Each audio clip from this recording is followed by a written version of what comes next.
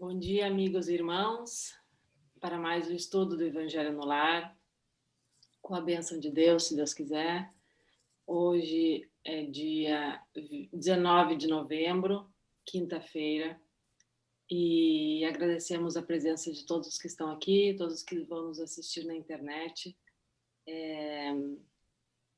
futuramente, né? Esse vídeo fica gravado.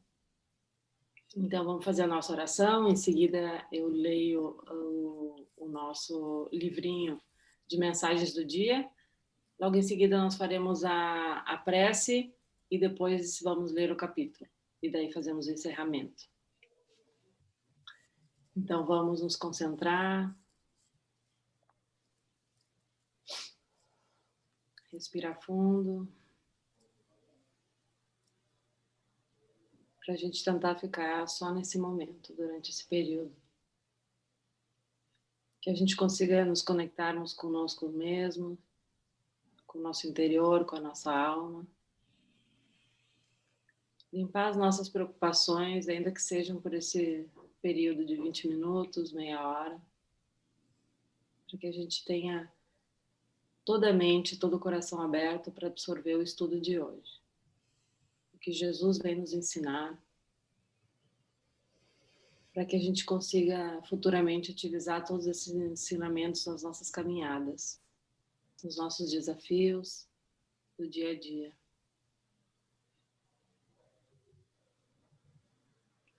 Para quem trouxe a sua água, pedimos aos bons espíritos que se encontram aqui conosco e desde já agradecemos a presença, que fluidifiquem as nossas águas, que encham elas de energia, para que a gente tenha uma boa semana, para que a gente tenha uma semana de conexão, uma semana de tranquilidade e de paz interior. Que a gente consiga controlar os nossos pensamentos, sempre tentando levar para um lado mais positivo. E assim tentar ao máximo possível estar sempre conectado com uma corrente do bem, uma corrente de energias positivas. Então, humildemente, pedimos a bênção para começar o nosso evangelho, o estudo do nosso evangelho no lar de hoje. Que assim seja. Assim seja. Então, vamos para a leitura da mensagem de hoje. Vou botar aqui. Vai aparecer aí também para acompanhar. Então, a mensagem reservada para o dia 19 do livro Bom Dia Amigo fala do dom do discernimento. Todos os dias nos empenhamos em separar o certo do errado.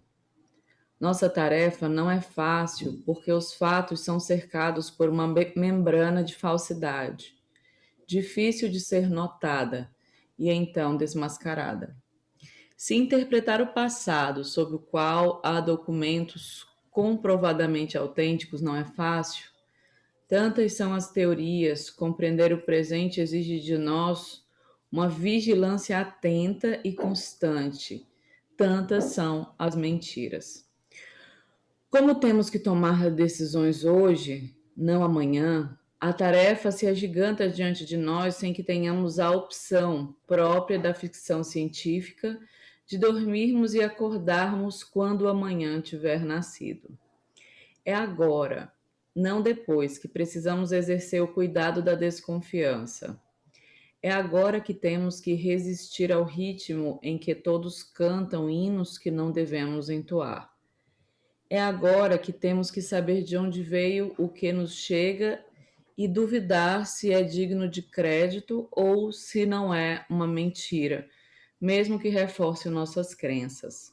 Os fins nunca devem justificar os meios.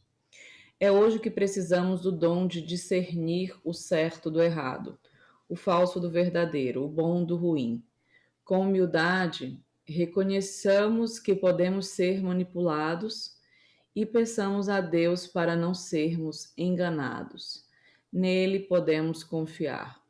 Não precisamos seguir a maioria, nem precisamos ficar com a minoria. Nossa meta é nos mantermos honestos e verdadeiros. Ah, tinha uma mensagenzinha no começo que eu não li, né? Raros são aqueles que decidem após madura reflexão. Os outros andam ao sabor das ondas e, longe de se conduzirem, deixam-se levar. Sêneca. E tem um outro no finalzinho. Com a sabedoria se constrói a casa e com a inteligência ela se firma. É uma mensagem de reflexão, né? Para a gente não se prender às ilusões, né? Até isso me remete a uma situação dessa semana que eu estava até conversando com a minha mãe, que eu fiz o evangelho com ela, e saiu sobre, não era o perdão, não, ou sobre os duelos, né? Sim. Então, outro dia na rádio eu estava indo buscar compra e aí me chamou a atenção que o pessoal da rádio estava dizendo assim, quem nunca ou quem já se vingou de alguém, falando sobre a vingança, né? A maioria das pessoas que entravam na Só rádio, tira o WhatsApp ali. a maioria das pessoas que entravam na rádio diziam que nunca tinham se vingado de ninguém, né? E aí eu pensei como essa mensagem, né? Eu falei, nossa, porque a vingança, ela pode ser muito sutil, né? Basta que a gente tenha pensamentos negativos sobre uma outra pessoa, não precisa que eu efetivamente faça algo, né? Simplesmente eu, durante anos ou uma semana, emanar um pensamento que essa pessoa se ferre, que tomara que dê errado, que ela perca o trabalho, que ela isso, que ela aquilo, que provavelmente todos nós fazemos isso constantemente, só que não nos damos conta, é uma forma de vingança, né? Então, a maioria das pessoas entravam e diziam, não, imagina, isso só perde tempo e tal. Eu falei, nossa, se nós realmente fôssemos assim, o mundo era outro, gente, né? Até que ponto realmente nós não somos conscientes das nossas coisas, né? Dos É nossos grave. pensamentos. Não, é bem Para grave. mim, a mensagem de hoje, o mais forte para mim é a última frase. Nossa meta é nos mantermos honestos e verdadeiros. É a mais difícil. Com a gente mesmo. Conosco mesmo. É isso que me preocupa, na verdade, da leitura desse texto, porque ele dá uma noção do exterior, muitas vezes pode dar, quando na verdade isso só funciona para o interior. Exato. Porque a gente tem que ser honesto com a gente mesmo, né? Essa dicotomia de certo e errado é também Fácil julgar no outro, né? Mas quando a risco, gente né? se envolve, realmente é sobre a gente, né? É criar autorresponsabilidade. Exato. Então, seguimos agora para a nossa leitura, sempre no capítulo 4 ainda, ninguém pode ver o reino de Deus se não nascer de novo. E hoje começamos com a necessidade da encarnação, no versículo 25. E começa com uma pergunta: a encarnação é uma punição e somente os espíritos culpados é que lhe estão sujeitos? São Luís, Paris, 1859. A passagem dos espíritos pela vida corporal é necessária para que eles possam realizar, com a ajuda de uma ação material, os desígnios cuja execução Deus lhes confiou. Ela é necessária por eles mesmos, pois a atividade que são obrigados a desempenhar ajuda-os no desenvolvimento da inteligência. Deus, sendo soberanamente justo, deve dotar de forma equitativa a todos os seus filhos. É por isso que ele concede a todos o mesmo ponto de partida, a mesma aptidão, as mesmas obrigações a cumprir e a mesma liberdade de ação. Todo privilégio seria uma preferência e toda preferência uma injustiça. Mas a encarnação para todos os espíritos é apenas um estado transitório. É uma empreitada que Deus lhes impõe no início da existência, como primeira prova do uso que farão do seu livre-arbítrio. Aqueles que realizam essa tarefa,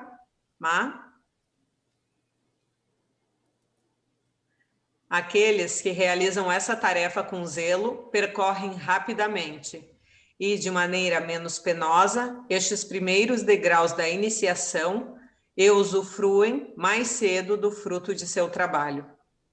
Aqueles que, ao contrário, fazem mau uso da liberdade que Deus lhes concede, retardam a sua evolução. E é assim que, por sua obstinação, podem prolongar indefinidamente a necessidade de reencarnar. E é assim que a reencarnação se torna um castigo. Observação. Uma comparação comum dará uma melhor compreensão dessa diferença. O estudante somente chega aos níveis superiores após ter percorrido a série de classes que o levam até lá. Essas classes, por mais trabalho que exijam, são um meio de se chegar ao objetivo e não uma punição. O estudante dedicado abrevia o caminho e nele encontra menos dificuldades. É diferente para aquele em que a negligência e a preguiça obrigam a repetir algumas séries. Não é o estudo a punição, mas a obrigação de recomeçar o mesmo trabalho. Assim é com o homem na Terra. Para o espírito selvagem, que está no início da vida espiritual, a encarnação é um meio de desenvolver a inteligência. Mas, para o homem esclarecido, no qual o senso moral está largamente desenvolvido e que se vê obrigado a repetir as etapas da vida material, cheia de angústia, enquanto poderia já ter alcançado o objetivo, é um castigo, pela necessidade em que se acha de prolongar a sua permanência nos mundos inferiores e infelizes. Aquele que, ao contrário, trabalha ativamente para o seu progresso moral, pode não somente abreviar a duração de sua encarnação material, como transpor de uma só vez os degraus intermediários que o separam dos mundos superiores. Os espíritos não poderiam encarnar apenas uma vez sobre o mesmo globo e passar suas diferentes existências em esferas diversas? Esta opinião somente seria admissível se os homens estivessem na Terra exatamente no mesmo nível intelectual e moral. As diferenças que existem entre eles, desde o selvagem até o homem civilizado, revelam os níveis que tem a percorrer. Além disso, a encarnação deve ter uma finalidade útil. Ora, qual seria a finalidade das encarnações efêmeras, das crianças que morrem em tenra idade? Teriam sofrido sem qualquer proveito, nem para elas, nem para os outros? Deus, cujas leis são soberanamente sábias, nada faz de inútil. Com as reencarnações no mesmo globo, quis que os mesmos espíritos, encontrando-se de novo frente a frente, tivessem a ocasião de reparar as suas falhas recíprocas provenientes de suas relações anteriores. Ele quis também estabelecer os laços de família sobre uma base espiritual, apoiando numa lei natural os princípios de solidariedade, fraternidade e igualdade. Para mim, uma parte muito interessante que eu acho que foi muito feliz, como sempre, né? Nesse capítulo, na questão da explicação, foi a comparação que o Evangelho fez, que os Espíritos fizeram, São Luís nesse caso, com a educação, né? No sentido, a escola.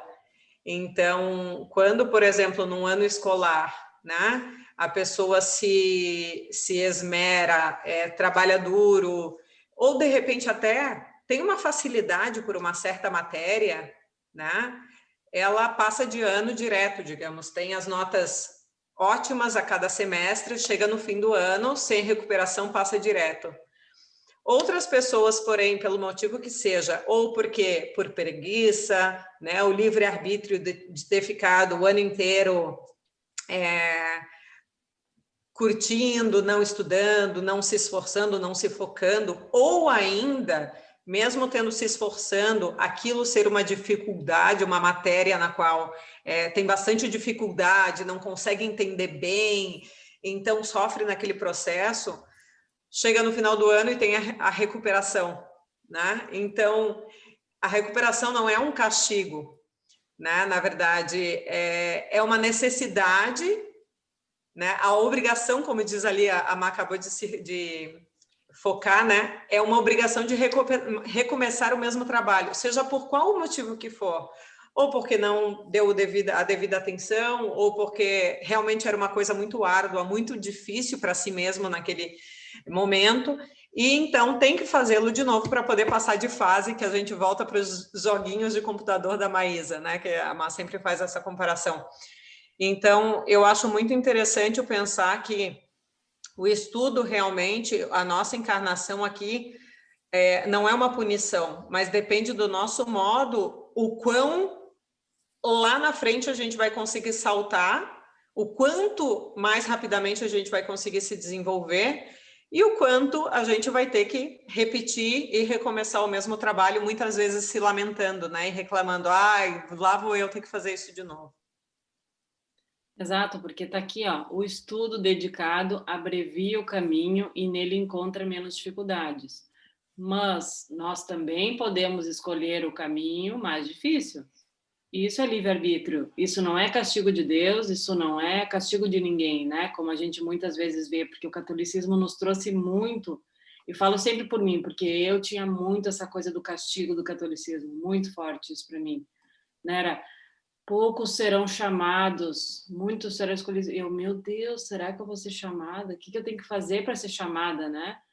Era como se tivesse que ser um anjo para ser selecionada no meio dessa multidão, né?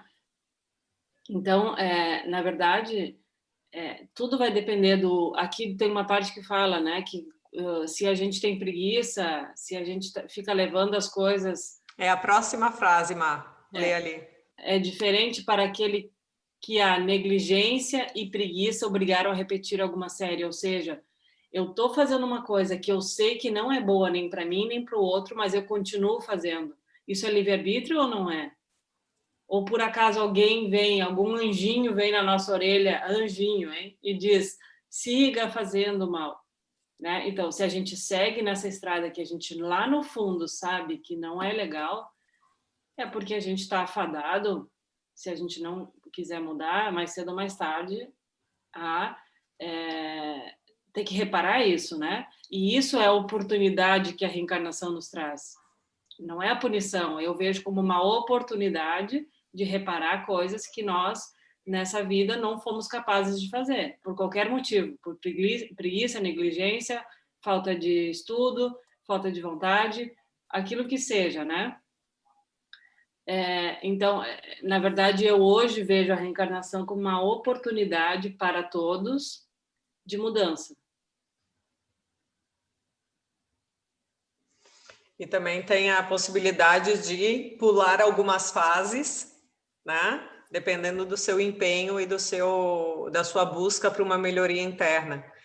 E o que eu gostei muito também desse capítulo, que ele diz, né, a reencarnação é um processo para todos, e que ele pergunta, né, a gente não poderia ter uma encarnação e pronto, né, passou, e todo mundo chega lá, passa por todas essas esferas, essa primeira frase, os espíritos não poderiam encarnar apenas uma vez sobre o mesmo globo e passar suas diferentes existências em esferas diversas.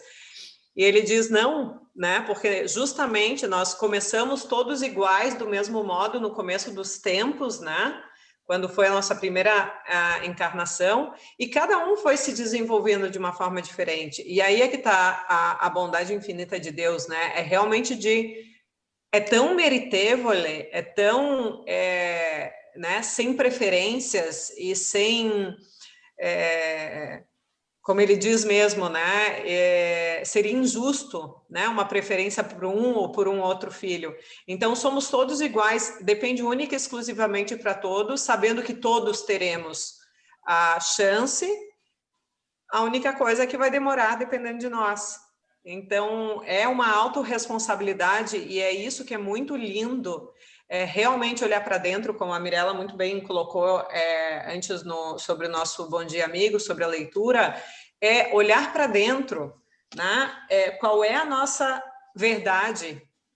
Estamos seguindo a nossa verdade? Estamos dando o nosso máximo? Não conseguiremos ser anjos nessa encarnação.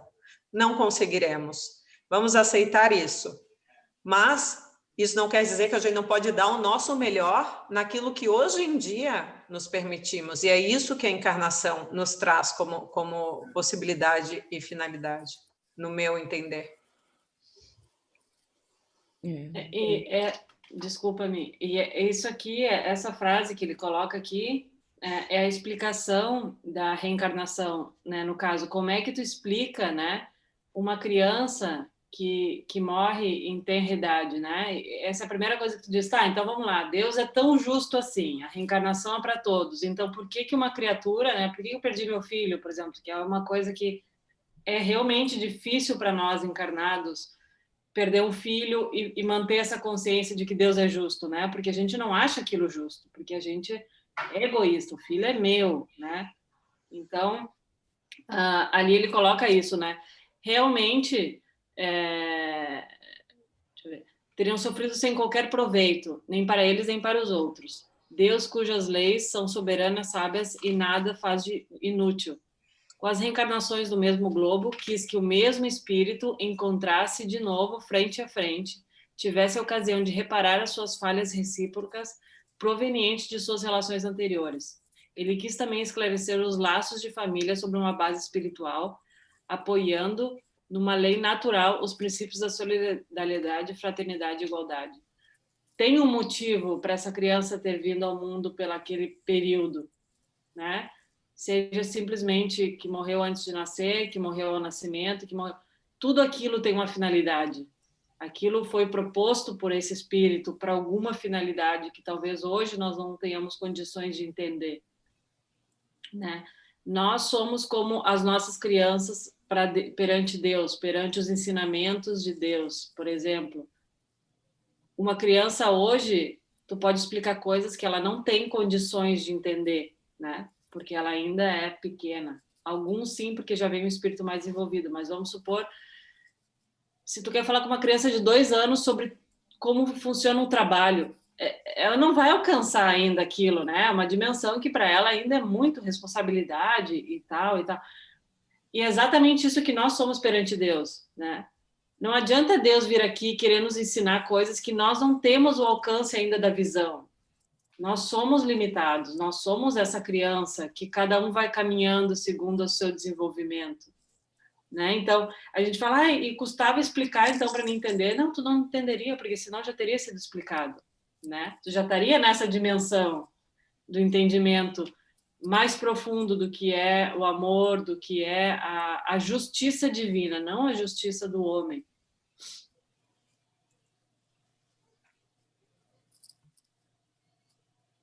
Quem tem ouvidos para ouvir, que ouça, né? Cada um no seu momento.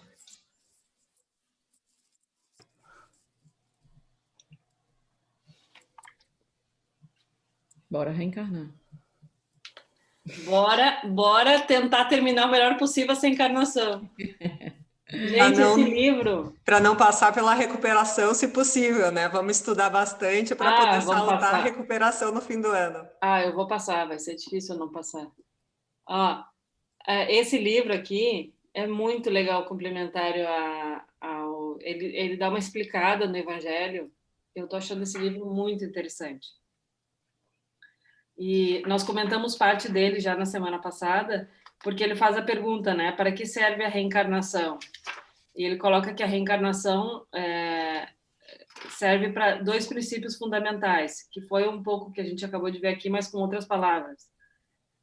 Ele põe, quando eu era criança, pensava, por culpa da minha própria ingenuidade, que as reencarnações serviam apenas para demonstrar uma aparente justiça de Deus. Essa justiça se manifestava de uma forma extremamente simplória. Eram castigadas nesta vida porque fizemos mal na outra, e assim consecutivamente. Agora, adulto, compreendo que encarar as reencarnações dessa maneira é ser simplista e equivocado. Na verdade, a sugestão de nossas reencarnações existem por 2 motivos.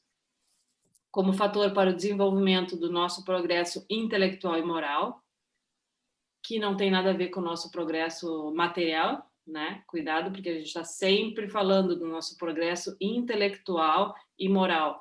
Quantos de nós agora, se pensarmos que já conheceu, e eu conheci muitas dessas pessoas na minha vida, pessoas mais simples e humildes, que têm uma inteligência moral absurda. Eu já, entende? Então, assim, a gente muitas vezes a gente tem que ver que não a gente tem que entender exatamente o progresso intelectual e moral, né?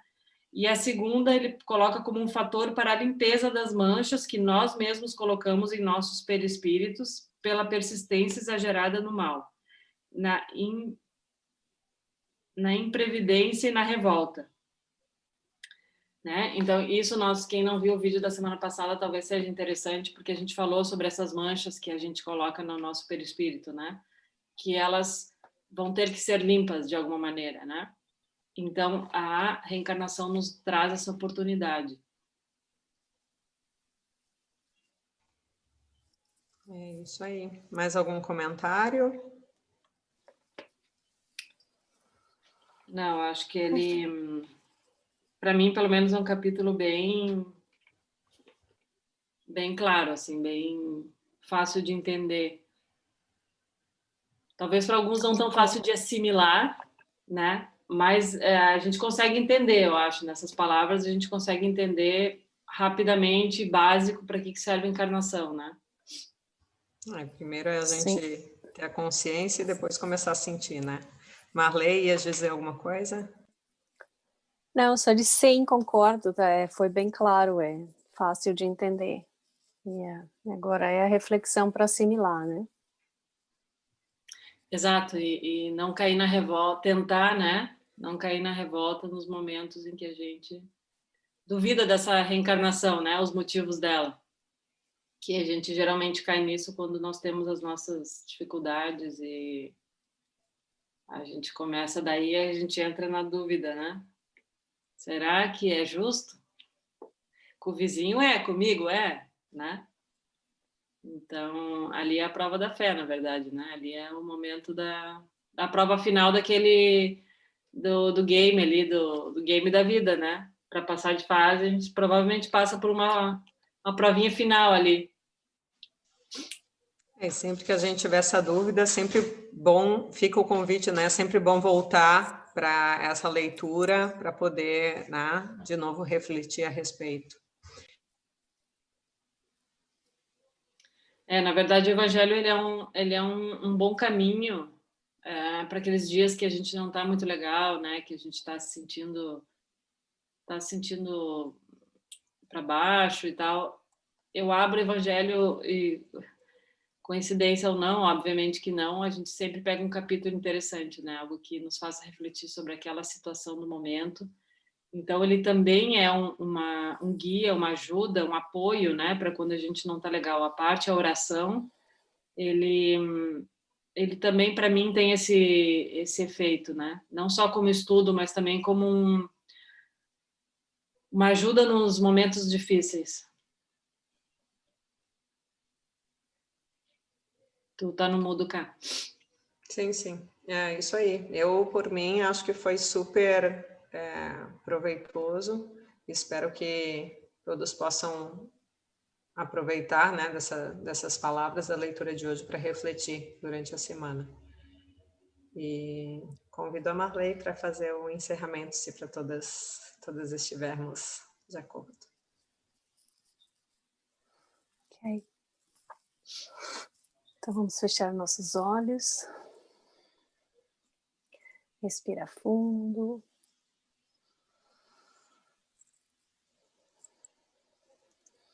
Vamos relaxar e agradecer pela oportunidade, agradecer pelo aprendizado, agradecer pela presença de todos aqui, por termos um pouco mais de esclarecimento no dia de hoje, que nos ajude com as nossas dúvidas, com as nossas questões íntimas, que nos ajude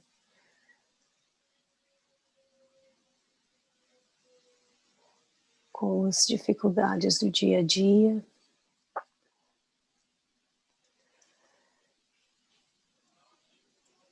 E com isso, nos sintamos mais calmos, nos sintamos sendo amados, abençoados pelo nosso Pai,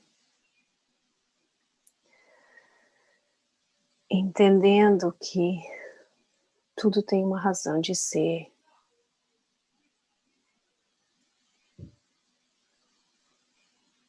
Que o poder maior está em controle, que o poder maior é divino e é justo. E assim vamos imaginando aquela luz lá no alto, descendo, nos envolvendo, entrando pelo topo da nossa cabeça e nos envolvendo com energia, com luz, com amor. E assim nos sintamos fortalecidos para continuar essa caminhada. Nos sintamos fortalecidos para continuar por mais uma semana até o nosso próximo encontro. Que assim seja. Assim seja. Eu lembrei de comentar uma coisa que talvez a gente às vezes esquece de fazer, que é muitas vezes no momento de dificuldade, a gente tem aquela tendência de pedir a Deus, né? Tira isso de mim, eu não mereço, leva isso embora. Mas na realidade, o que a gente deveria pedir, além de agradecer a oportunidade daquele ensinamento, né, que vai ser só teu e com certeza vai ajudar muito para essa caminhada dessa encarnação, seria dizer: Deus, me dê forças, né? Me ajude, me fortaleça para que eu consiga passar por essa prova da melhor maneira possível, né? Então, não é o fato da gente dizer: tire isso de mim, tire isso da minha família, né? Porque não se trata de tirar, se trata justamente de enfrentar aquilo, né? Então, muitas vezes o que a gente esquece é de pedir a Deus as forças necessárias para conseguir enfrentar aquilo. Então, isso, durante a oração, me veio essa mensagem e gostaria de compartilhar com vocês. Muito lindo. Muito obrigada, meninas. Uma boa semana a Obrigada, todos. boa semana. Para vocês também.